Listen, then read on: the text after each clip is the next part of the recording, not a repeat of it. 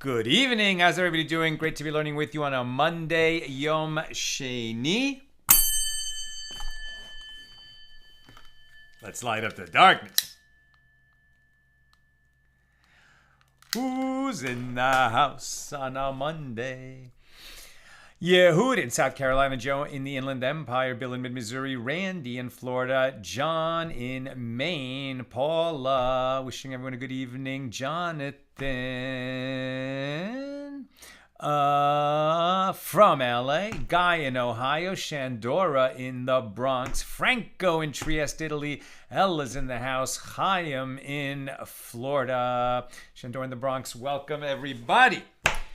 Tonight's episode of AT Daily is sponsored by our very own Mickey Stein in memory of Shmuel ben Mordechai Levi, his beloved cousin and mentor.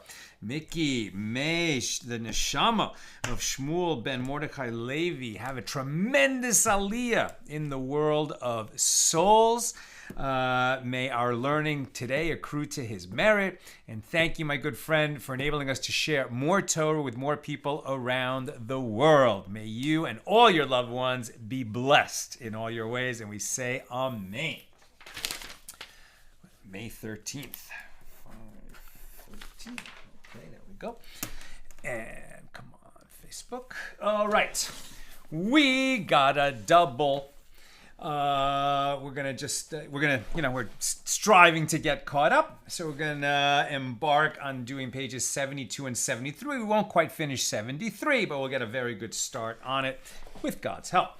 So we picked this up. We're continuing our discussion of Mishna number 7 here in chapter 5 of tractate Bava Metzia, the 22nd volume of the Talmud.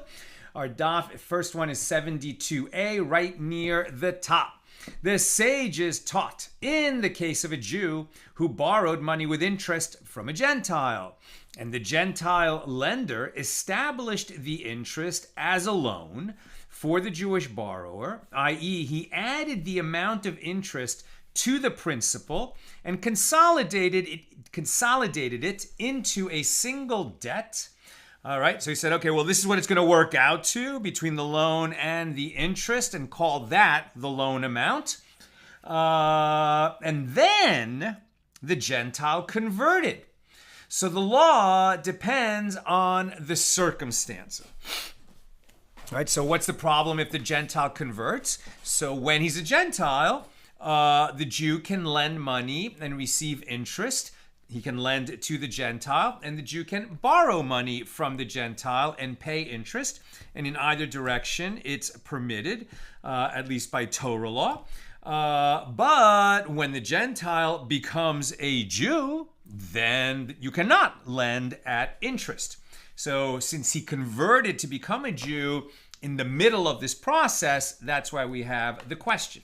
So if the Gentile established it as a loan, meaning he consolidated the original principal plus the interest as the total loan, if the Gentile established it as a loan for the Jew before the Gentile converted, so he may collect the principal from the borrower, and he may also collect the interest, since it had already been consolidated into a single debt, and we said that's the amount that you owe. It is as though he already collected the interest while he was still a Gentile. But if he established it as a loan, meaning he consolidated the interest and the principal after he converted, then the Gentile may only collect the principal, but he may not collect the interest, as it still had the status of interest when he became a Jew. Just need that. Okay. When he became a Jew. And similarly, in the case of a Gentile who borrowed money with interest from a Jew, and the Jewish lender established the interest as a loan for the Gentile borrower, and then the Gentile borrower converted. So if he established it as a loan before the Gentile converted, then the Jew may collect the principal and he may also collect the interest.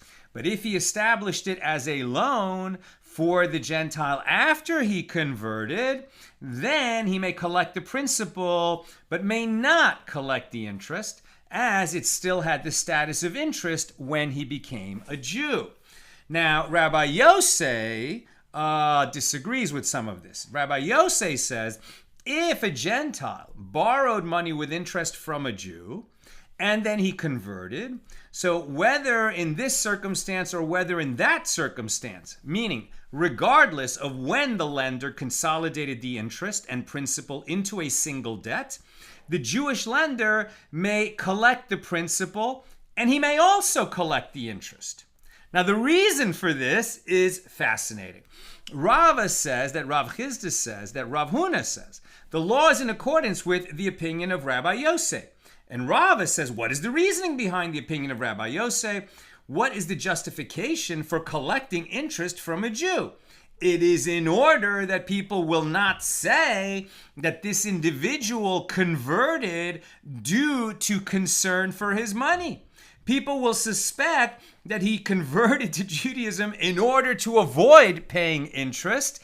And then, much worse than, whether he's paying interest or not, would be that people would suspect that his conversion was not an authentic conversion. And lest people think that, we allow this interest to survive the conversion process for that, really to protect the reputation of the convert. New subject, the sages taught in the case of a promissory note, in which the details of a loan with interest were written, we penalize the lender, and therefore he may not collect the principal, and he may not collect the interest. This is the statement of Rabbi Meir. Now, this is interesting, right? The case of a promissory note in which the details of a loan with interest were written. So we're saying that one Jew is going to borrow money from another, and he's going to write out a promissory note to memorialize, right, to put in writing the terms of that loan. And because they were doing a prohibited loan with interest and they wrote that into the promissory note, we saw in yesterday's daf that, it's bad enough that you would lend at interest. If you're then going to announce it by putting it in writing with a scribe and witnesses, etc., it's like it's tantamount to declaring that you don't believe in God, you don't believe in the Torah, you're just going to go ahead and commit this transgression in the most public manner possible. And so we would penalize you, says Rabbi Meir, that having undertaken such a wicked act as to not only make a loan at interest to another Jew, but to put it into a promissory note, so then the lender cannot use this promissory note neither for the prohibited interest nor for the loan itself as a penalty for lending at interest and putting it into a promissory note, right? So it's an extra penalty. And the rabbis say, meaning the majority who overrules Rabbi Meir, he may collect the principal, but he may not collect the interest. We're not going to go so far as to penalize him the entire loan. We're just going to penalize him the prohibited interest.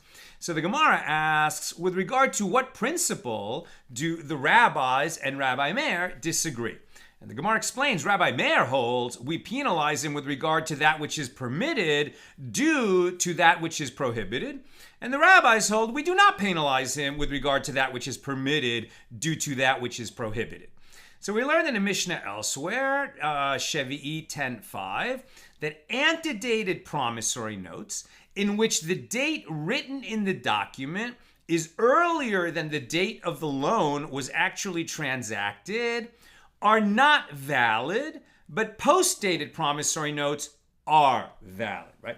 So postdated would mean you lent the money, and then later you said, hey, listen, I lent you the money. I'm a little uncomfortable. I should have got a promissory note from you.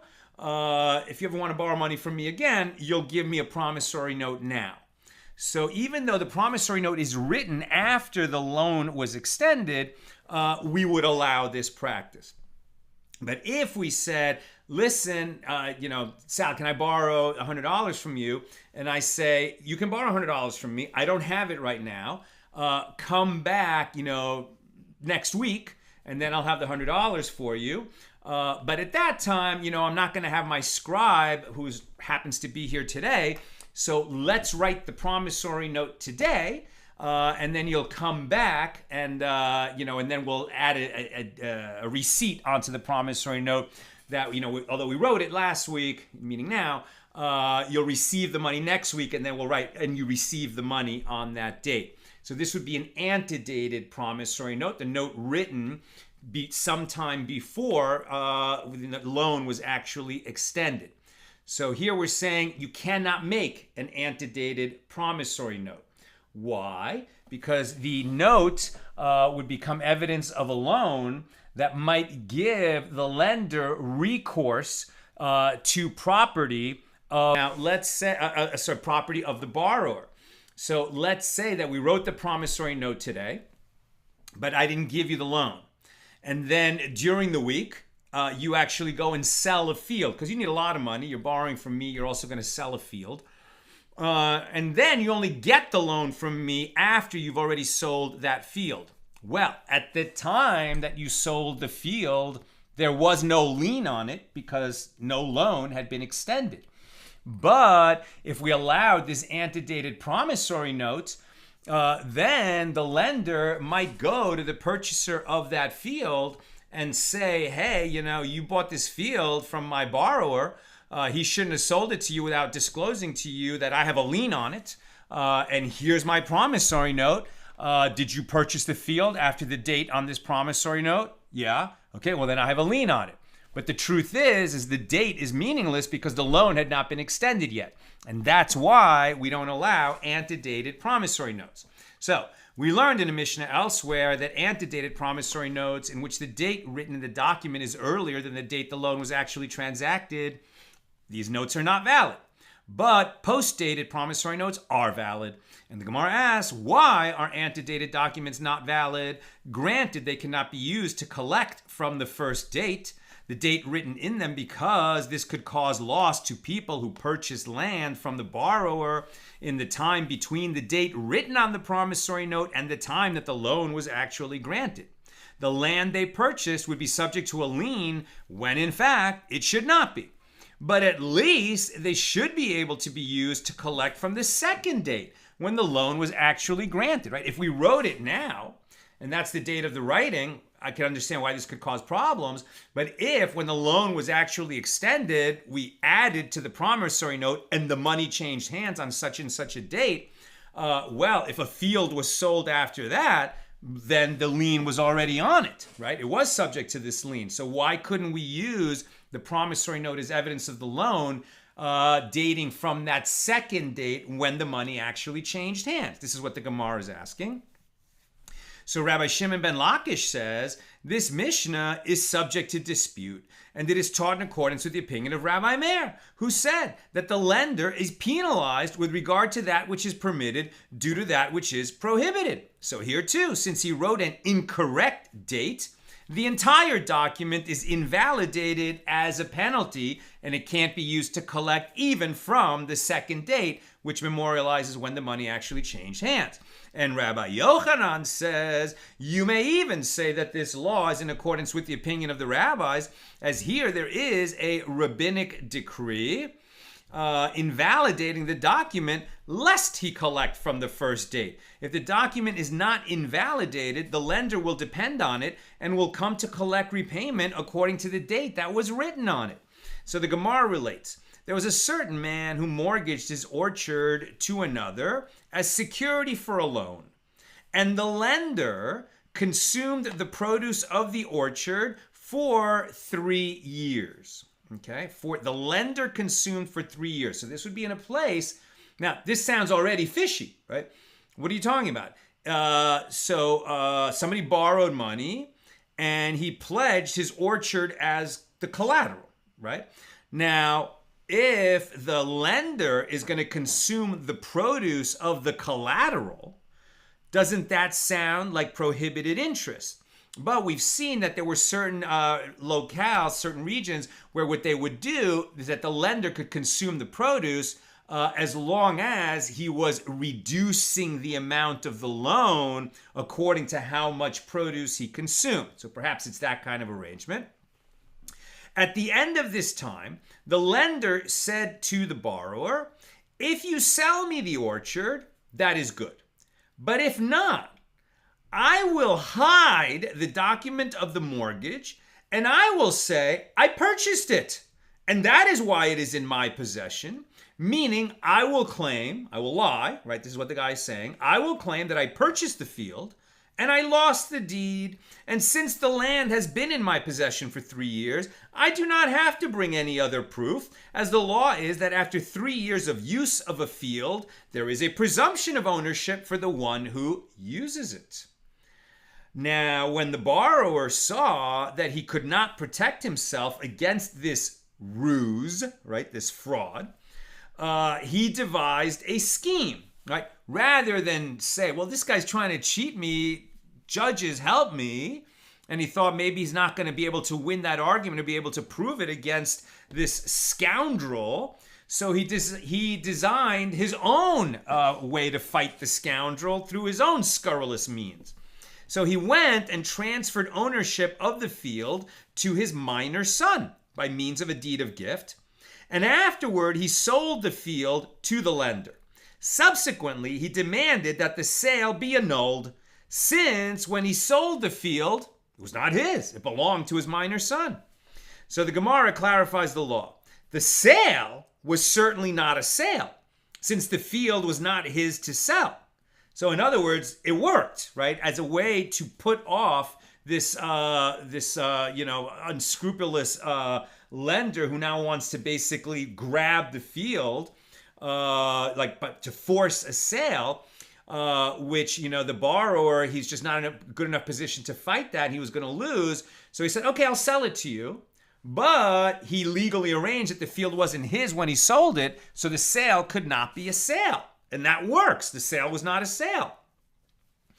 But the question is, are the dinars that the buyer paid similar to a loan with a promissory note, and therefore the buyer can collect the money that he paid even from liened property that has been sold? Or perhaps it is similar to a loan by oral agreement, and therefore he cannot collect it from liened property that has been sold. So we're really in the weeds here.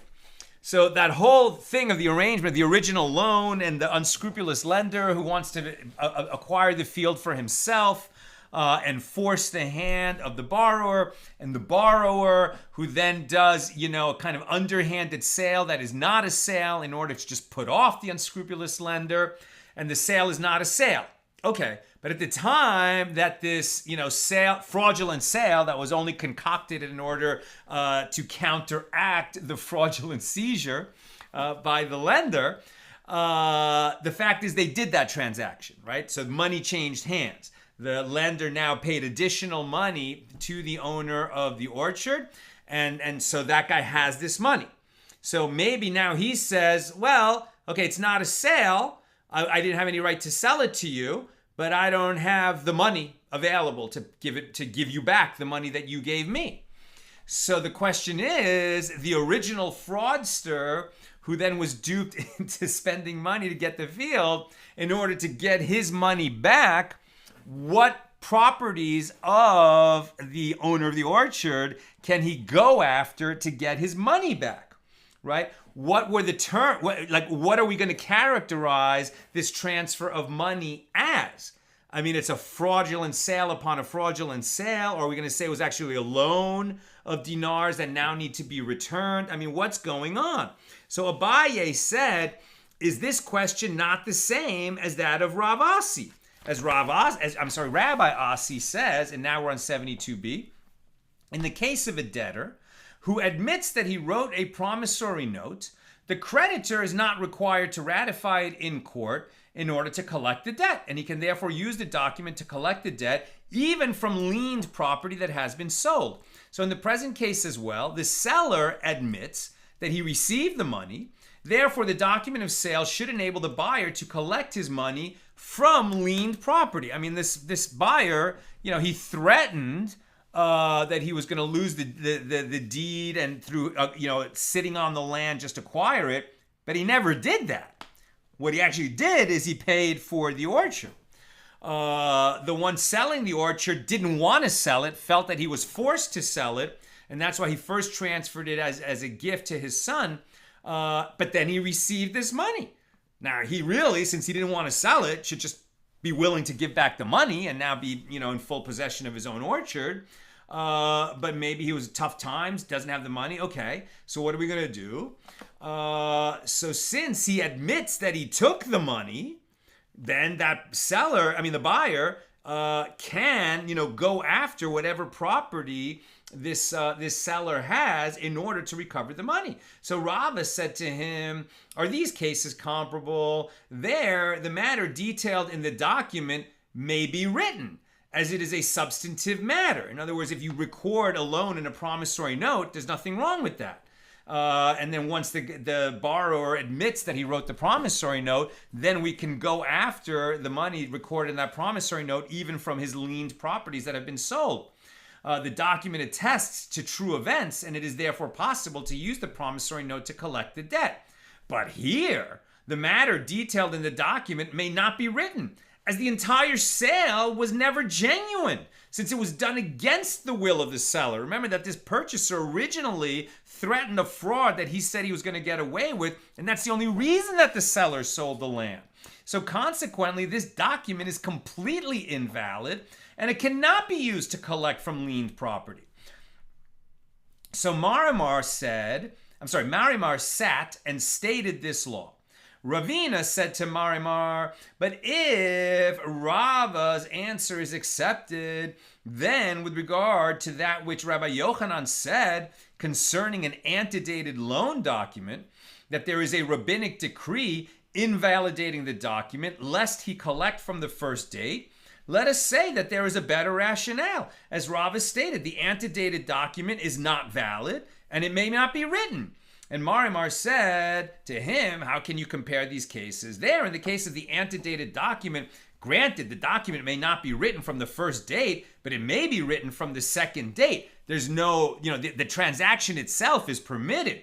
Here, it may not be written at all because this was a pressure sale on somebody who didn't want to sell his land. And remember that land in the Holy Land, when under the original, Torah sovereignty of Israel, all the land in the Holy Land was considered ancestral holdings, right? And very protected against high pressure sales that the owner doesn't want to enter into. So here, for sure, this sale was never a sale. And no matter what you wrote up in a document, since it's clear that the seller didn't want to sell, which he evidenced by, deeding it as a gift to his minor son and then selling it just to get that fraudulent buyer off his back, obviously he didn't want to sell it. Now the Gemara further asks, but how does one understand that which is taught in a Baraisa? What is the case in which one appropriates property for the enhancement of land? It is a case where one robbed another of a field and sold it to a third person, and that buyer, the third person, enhanced the field, and then it is appropriated by the court from his possession, right? Somebody claimed, I own this field, I'm going to sell it to you. So the buyer buys it from this fraudulent robber, right? And thinks the field is his, and he enhances it. He improves it. Meanwhile, the robber collected money that he was never entitled to. And then the owner, the real owner of the field, shows up and says, hey, I don't know who that guy is on my field. I never sold my field. That's my field, right? And he wants his field back. Now, the one who's screwed, obviously, is the buyer, who bought it from the robber. The one who has to make it good is the robber. Okay, so what happens then? So when the buyer collects payment from the robber, he collects the principal, i.e. the money that he paid for the field itself, even from the liened property that the robber had of his own that he sold in the interim, and the buyer collects the value of the enhancement from the robber's unsold property. So let us say there also that this illegal sale of the field was a transaction that may not be written, and therefore he should not be allowed to collect even the principal from the liened property. Right? Since this contract was never a contract, how can we use a contract that is not permitted to be written for the buyer, the innocent buyer, to go after the robber's land that he in the meantime has sold to someone else, right? That would be liened property. But if we say that you cannot go seize liened property that's been sold in order to pay off debt that's memorialized in an illegal instrument of debt, how is it that this innocent buyer can go and seize lands of the robber? And the Gemara refutes this suggestion. How can these cases be compared? There, in the case of the field purchased from a robber, the deed of sale is meaningful, either according to the one who says that it is preferable for the robber not to be called a robber by the buyer, or according to the one who says that it is preferable for the robber to maintain his reliability, i.e. to be considered an honest person, and therefore the robber will appease the owner of the field by paying him for it and will attempt to ratify his document so that it is valid. But here, where the one who sold the field under duress intends to remove the buyer from it, will he then ratify his document? Right? The robber would like to be able to, use that fraudulent deed just to the extent that he can make it right, and pay that purchaser back the money. He's motivated to do that. He has incentive to do that. But the one who sold his field under duress, he never wanted to sell the field. He never wanted that deed of transfer to have any validity whatsoever, and he was only responding to somebody else pushing fraud on him. And that concludes our discussion of Mishnah number 7 here in chapter 5. Here comes Mishnah number 8.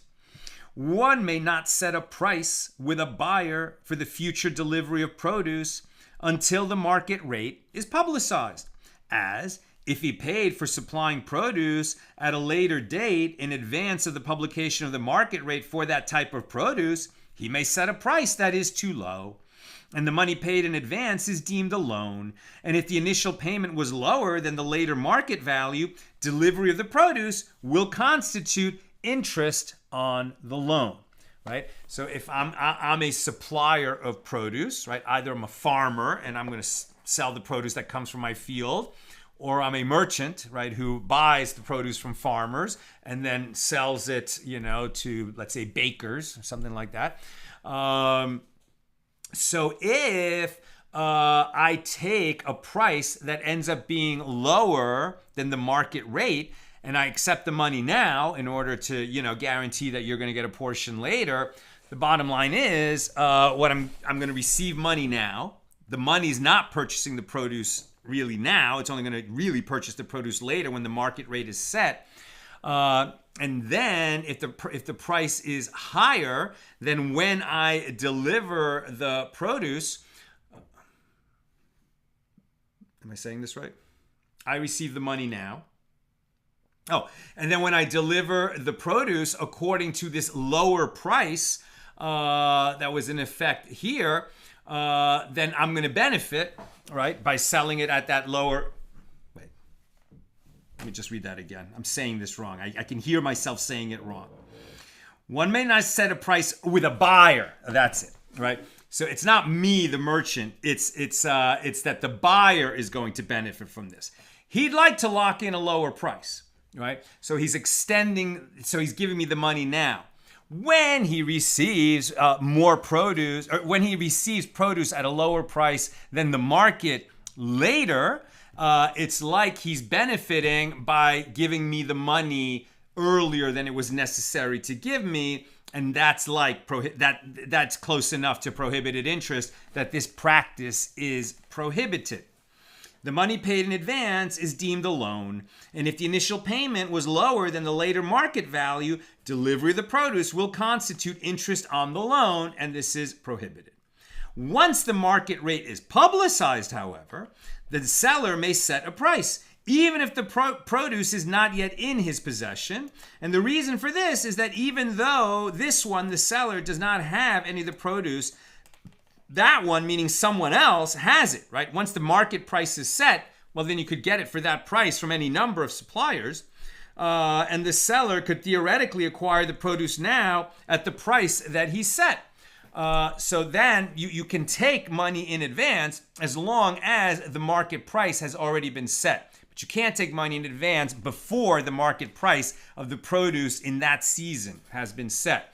Now, if the seller was the first among the reapers, meaning that he harvested his crop before the market rate was set, then he may set a price with a buyer as he wishes for a stack of grain that is already in his possession, or for a large basket of grapes prepared for pressing into wine, or for a vat of olives prepared for pressing into oil, or for clumps of clay prepared for use by a potter, or for plaster nearing the end of the manufacturing process at the point after he has sunk it, i.e. baked it in the kiln.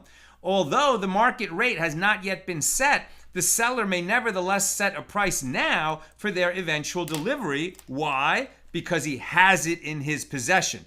It's not that the money's coming in now and then he's basically going to use that money later to purchase what he needs to purchase in order to make the delivery. Rather, he has the merchandise in his possession, and all he's saying is, I will deliver it later. But the sale is happening today. That's why there's no loan, right? He's selling it now. I'll deliver it to you later whenever it's convenient for you and for me that we agree on, but it's purchased now, right? And that's why there's no loan aspect to this, and you can set a price different than the market because, there is no market price yet. So if you want to buy the first produce before the market price is even set and be the first on your block to have what you need. So for example, you're a contractor and it's worth it to you to pay a little extra to have it first because there's going to be a rush on all these materials later and all the other contractors are going to be competing for it. Whereas you can already deliver the house that your client is anxious to move into, so it's worth it. But if the supplier didn't have those materials on hand, then it would be prohibited. Now the Mishnah continues, and he may set a price with a buyer for manure on any of the days of the year, as the manure will certainly be available and is therefore viewed as if it is ready. Right? Manure doesn't have seasons. There's always manure being produced by his animals. Rabbi Yosef says one may set the price of manure only if he had already a pile of manure in his dunghill, to which the sale can immediately be applied, but the rabbis disagree and permit it in all cases because there's a steady supply of it. And one may also set a price with a buyer at the highest rate, i.e. a large amount of produce sold for the lowest price, stipulating with the seller that the sale price match the lowest market rate for this product during the course of the year.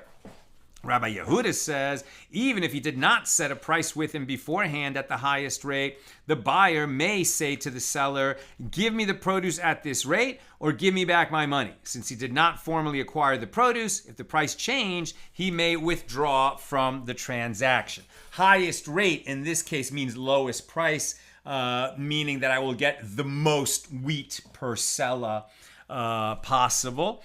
And again, the main thing, this gets a little confusing with the terms. You know, if you don't have such a head for numbers and buying and selling, just remember the concept that we have to make sure that money wasn't extended early in a way that could be characterized as a loan, and that in return for extending that loan of money, somebody is going to benefit from it either by receiving extra money or extra produce. This would then become prohibited interest. And it's amazing how many situations where we don't think of it as a loan at all. It's just somebody, it seems like somebody putting down a deposit or simply paying early to make sure that he's going to get the produce when the time comes. It could turn into a loan with prohibited interest if you're not careful. Okay, that's the Mishnah. Now the Gemara. Rav Asi says that Rabbi Yochanan says, one may not set a price for the future delivery of produce at the current market rate because the market is not sufficiently stable. And Rabbi Zera said to Rabbi Asi, and this is why, for example, you say, can I borrow a bushel of wheat from you? And I will pay you back a bushel of wheat next week, right? And the sages said, no, you can't do that. That's the simplest case, because by the time you pay back a bushel of wheat next week, the price of the wheat might have gone up. And then in return for you having the use of that bushel, when you pay it back, it's like he's getting interest on it. If you spread the risk in such a way that the two of you share the risk, then it can be permitted. But that's kind of this basic case. And by the way, what I said the other day about renting money, right? That the idea that you can't obviously lend money, and then in return for lending the money, when the money's returned, you receive a little bit extra. That's classic case of a loan with interest. But if somebody just needed, I don't know who functions this way, but if somebody needed to show, literally just to show that he is somebody with money, and so he was renting like somebody's purse or renting his money clip, and he wasn't going to spend any of that money. He just literally needed to have the money in his hand to show someone else that he has money, and then that very same money that he borrowed, he's going to return, never having used any of it, and pay a fee for that. That is permitted, right? That is permitted. Okay, that was from a few days ago. Okay, so here we're saying not I'm going to borrow a bushel and then return a bushel, but we're saying, okay, well, I'm going to pay you at the market rate, right? That's right now, and then you deliver me, a bushel in a month, at this rate that I've paid now. Same problem. You paid for a bushel of wheat, but by the time the bushel is returned as a bushel of wheat rather than money, the market rate might have gone up. And then for paying early, the lender, who thought he was just paying a deposit or just paying early, ends up becoming a lender who received interest for paying early. Because the market rate is not sufficiently stable. If the market rate was going to remain stable, and we knew it was going to remain stable for a month, 2 months, 6 months, then you could do this because it would be a loan without interest. Now, Rabbi Zera said to Rabbi Asi, does Rabbi Yochanan state this ruling even with regard to the rate of this large central market? And Rabbi Asi said to him, Rabbi Yochanan stated this ruling only with regard to the small town markets, since their rates are not fixed, as smaller markets have greater sensitivity to fluctuations in price. If we had a good solid reason to believe that the price would remain stable for a month, then you could make such an arrangement for a shorter time period than the month. Now the Gemara asks, and according to what we thought initially, that Rabbi Yochanan stated this ruling even with regard to this large central market, but then there is a difficulty with the Mishnah, which teaches one may not set a price with a buyer for the future delivery of produce until the market rate is publicized. And by inference, once the market rate is publicized, one may set a price. If Rabbi Yochanan's ruling applies even to large central markets, how can you find these circumstances? And the Gemara answers the Mishnah may be speaking about wheat that comes from large warehouses and from ships, as their rate lasts longer, since this merchandise comes to market in very large quantities. New subject. The sages taught one may not set a price with a buyer for the future delivery of produce until the market rate is publicized. Once the market rate is publicized, the seller may set a price, even if the produce is not yet in his possession. And the reason for this is that even though this one, the seller, does not have any of this produce, that one, meaning someone else, has it. And the seller could theoretically acquire the produce now at the price that he set. So if the new grain was selling at the rate of 4 sa for a seller, and the old grain was selling at 3, which is more expensive, one may not set the price according to the price of the new grain until the market rate is publicized both for the new and for the old grain. By the time the payment is made, the new grain will not be entirely new, and its price will be the same as that of the old grain. And similarly, if the produce sold by gleaners who gather wheat from various fields, the quality of which is low, is selling at the rate of 4 sa of wheat for a seller, and that of every other person is selling at the rate of 3 sa of wheat per seller. Right? Remember, the less wheat per seller coin, the more expensive it is. One may not set a price at the gleaner's rate until the market rate is publicized both for the wheat sold by a gleaner and for wheat sold by an ordinary seller, which is of higher quality. Now, Rav Nachman said one may set a price for gleaners to deliver produce in the future at the gleaner's rate. Rava said to Rav Nachman, what is different about a gleaner who you hold can immediately set his price at the gleaner's rate? As if he has no produce, he can borrow it from another gleaner, and therefore it is viewed as though we're already in his possession. A homeowner as well should be able to set a price at the gleaner's rate, as if he has no grain, he can go get some from a gleaner. Rav Nachman said to him, it is degrading for a homeowner to borrow from a gleaner. Right? Who are the gleaners? They're the poor who are able to glean from the fields, right? That which was just left sitting. It's a Torah, it's a written Torah commandment that you shall not pick up the gleanings, right? The little bits that fall off the stalks of your field, you leave that for the poor. Well, the poor can come up and glean it, right? And the poor, they can gather it for themselves to use, meaning to eat it, but they can also sell it. So that's what we're talking about. The gleaners, it's this lower quality produce that was left in the field. And that's why they're saying it's degrading for a homeowner to obtain from a gleaner. Now, consequently, there is a need to establish a market rate for ordinary sellers. And if you wish, say instead, one who gives money to a homeowner to buy his grain gives the money in return for quality produce. And he does not want the inferior produce that the homeowner could borrow from gleaners. That's why these are separate markets. Rav Sheshes says that Rav Huna says one may not borrow produce based on the market rate, meaning that one may not purchase produce on credit with an agreement to pay for it later at the future market price, even though there is grain sold at this price in another location. And Rav Yosef Bar Chama said to Rav Sheshes, and some say that it was Rav Yosef Bar Abba who said to Rav Sheshes, and did Rav Huna say this? But didn't it occur that the sages asked Rav Huna, with regard to those students of Torah who borrow food in the month of Tishrei and pay for it in Tevet at the rate in effect then, is this permitted or prohibited? And Rav Huna said to them, there is wheat in the town called Hini, and there is wheat in a town called Shili. And if the students want to, they can buy wheat there and pay the lender immediately. Since they can buy at any time, it is permitted.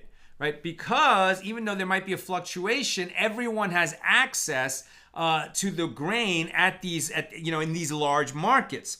So borrowing and paying back isn't going to lead to prohibited interest because everyone has access to wheat at the market price.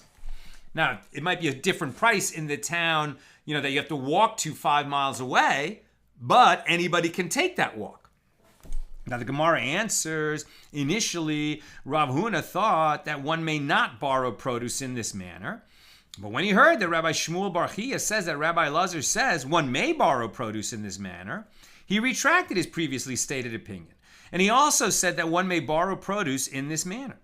So the sages taught with regard to one who transports a package of goods from one place where he bought it inexpensively to another place where the price is higher. That's perfect way to make a living. You buy low, sell high. How can you buy low? By going to a place where it's cheaper. How do you sell high? By doing the work of transporting it to the place where it sells higher. Obviously, it costs you money to do the transport. That's going to cut into your profits. But if the difference from the low and the high is big enough to pay for your costs of transportation and still have a profit, then it's a good business. Okay? So, with regard to one who transports a package of goods from one place where he bought it inexpensively to another place where the price is higher in order to sell it at a profit, and another found him on the way and said to him, "Give me the package, and I will pay you in the manner that they pay you in that place to which you are going." Now we're on 73a. So then, if the package remains in the possession of the seller, i.e. the seller accepts upon himself responsibility for any accidental damage that occurs along the way, it is permitted, as the transaction is not a loan, right? They're going partners on the new guy finishing the transport and the selling, and the initial guy who bought at the low price and was going to take it to the higher price town, he says, okay, well, now I don't have to finish this journey. I don't have to go through the trouble of selling it in that other town, so we can become partners. I will continue to own this merchandise. You're going to go and sell it. We're going to split the profits. Then it's that it works. But if he's saying, I will lend you this merchandise, and then you pay me, what I paid for it, plus some more, then it's a loan with interest and it's prohibited. And the difference of whether it's a loan or a partnership is who bears the risk of loss if something goes wrong. So then if the package remains in the possession, meaning he's assuming the risk of loss, this would be permitted and the transaction is not a loan. But if it's in the possession of the buyer, meaning that once the buyer takes possession of this package, if it then is lost and he still has to make good what he took, and repay the full value of it, then it was a loan, and this is going to be prohibited. Now, with regard to one who transports produce from one place to another place, if another person finds him and says to him, give the produce to me now, and I will repay you with produce that I have in that place to which you are going, then if he actually has produce in that place, it is permitted. But if not, it is a loan with interest and it's prohibited. But donkey drivers, right, meaning people who are in the transportation business and who transport merchandise from one place to another regularly, may accept money and set prices in a place where the goods are sold at expensive prices according to the rate in effect in another place where goods are sold at inexpensive prices, and need not be concerned, as this practice is permitted, because this is what they do every day, is transport stuff from where it's cheap to where it's more expensive, so they can set that price because they're doing this regularly. The Gemara asks, why is this permitted? Rav Papa says, because it is satisfactory to them to sell merchandise at a discounted rate, because by doing so the gates to the new market are open for them, as in this way they begin to do business in this area and gain new customers, right? It's worth it to them to sell at a discounted rate in order to get new customers, right? Loss leader. Since the sellers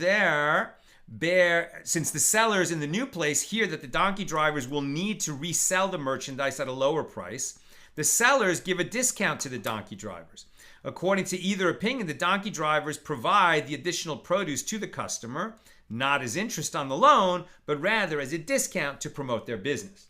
And the Gemara asks, what is the difference between these two reasons to allow this practice? And the Gemara answers, the difference between them concerns a merchant who is new in the area. According to the one who holds that the reason he may sell the produce is in order to open the market for him, it applies especially to a merchant in this situation. But according to the one who holds that the reason is that he can procure his merchandise inexpensively, the sellers will not believe him if he is new to his trade, and they will not sell to him at a discount. The Gemara relates, in Surah, so in the town of Surah in Bava, 4 sa of wheat were going for a seller.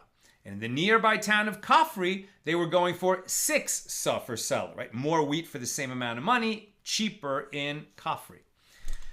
Rav gave money to donkey drivers to purchase wheat in Kafri, and he accepted upon himself responsibility for any accident that might happen on the way, rendering it permitted for him to set a price according to the rate in effect in Kafri. And he accepted 5 sa of wheat for 1 sela from them. So he's paying more than he needed to pay. And the Gemara challenges, since he accepted responsibility for damage that might occur as a result of an accident, the produce was his at the time that it was purchased, and therefore there was no loan. Consequently, he should have accepted 6 sa for a sela. And the Gemara explains he could have done that, but an important person is different, as he has to be more stringent with himself and more careful to avoid even the appearance of prohibited interest. Rabbi Asi asked Rabbi Yochanan, what is the law about doing so with metal scraps? Is it permitted to make an agreement to purchase metal scraps at the low rate in effect elsewhere, just as it is permitted with wheat and other produce? And Rabbi Yochanan said to him, Rabbi Yishmael, the son of Rabbi Yosef, wanted to do so with linen garments. And Rabbi Yehuda and Rebbe did not allow him to do so. And there are those who say a different version of this exchange, that Rebbe wanted to do so with metal scraps, and Rabbi Yishmael, the son of Rabbi Yosef, did not permit him to do so. What's the difference? Why are you not able to depend on an established market rate to buy and sell? To sell produce, to receive the money before you actually deliver it. So we've said that if the price is well established, even if it's a different price, but it's in 2 places it's well established, that this is permitted and it's not considered a loan. But you cannot do it with scraps of metal or linen garments. Answer, because there's not an established market for scraps of metal the way there is for wheat. Everyone all around the country needs wheat. There's an established price for that. There might be regional variations, but those are stable too. But scraps of metal, sometimes they're in demand, sometimes they're not. We can't say there's an established price. Interesting that linen garments, subject to the same qualification, not an established rate for linen garments. Doesn't everybody wear linen garments? Answer, in that time and place in history, linen garments was not something you went to the store to buy. Linen garments were something that people made at home, right? And that's why I think there's a term, homespun, for those kinds of garments. With regard to one who wants to purchase the produce of an entire orchard in advance of the harvest at a cheaper price, okay, can I do that? Can I say, I'm going to pay you now for the contents of, everything that your orchard brings, I'm going to pay you now, since we're not sure how much fruit your orchard will bear. This would seem to not be a loan, right? Because the one paying is taking on risk. He's not getting a guaranteed delivery in exchange for his money that for sure is going to exceed the amount of money he puts into it. He's taking a risk that he might pay this money and end up receiving less than what he paid.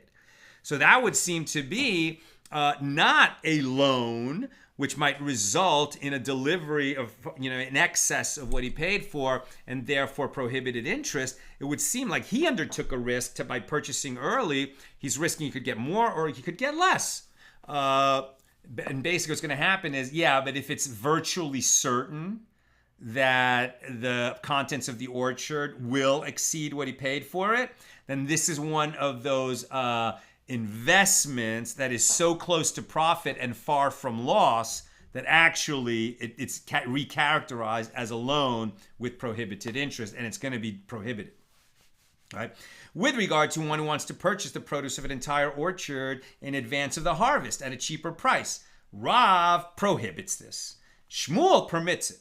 And the Gemara explains Rav prohibits it because in the future the produce will be worth more. So it appears that the seller is paying interest to the buyer for waiting before receiving the produce, and this has the appearance of prohibited interest. Shmuel permits it as there can be spoilage in the produce of the orchard, and the buyer took upon himself responsibility for any losses, i.e. he took on the risk.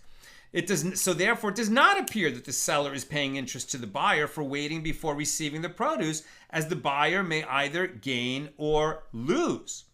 Rav Shimi, and it turns out that Rav is right and Shmuel is wrong because it's too close to profit and far from loss. So this actually is prohibited. Now, Rav Shimi Bar Chiya said Rav concedes to Shmuel that an arrangement like this would be permitted in a case where one arranges to purchase young oxen at a later date, as their loss is likely to be great, since it is common for one to incur a discernible loss when raising oxen, as some of them may die. This arrangement is regarded as an investment and not a loan. Shmuel said to those who purchase branches of grapevines and pay in advance for the vine shoots that will be harvested later, since the risk in this transaction is small, it has the appearance of interest, and therefore you should turn over a bit of land yourselves, i.e. perform some labor in farming the orchard, so that you acquire some of the land itself for yourselves, and by doing this you become partners with the owner. And this action is necessary because if you do not do this, it will be like a loan for you, and it will be prohibited for you to accept the branches. Similarly, Rava said to those who guard fields until the harvest is complete and receive their wages from the crops when the harvest is over, go out and turn over some of the crops in the threshing floor, and thereby assist the owners in their work in order that the wages for your hire are not payable until that time. If you assist in the actual farming work, the halakhic period of your employment will continue until the processing of the grain is complete.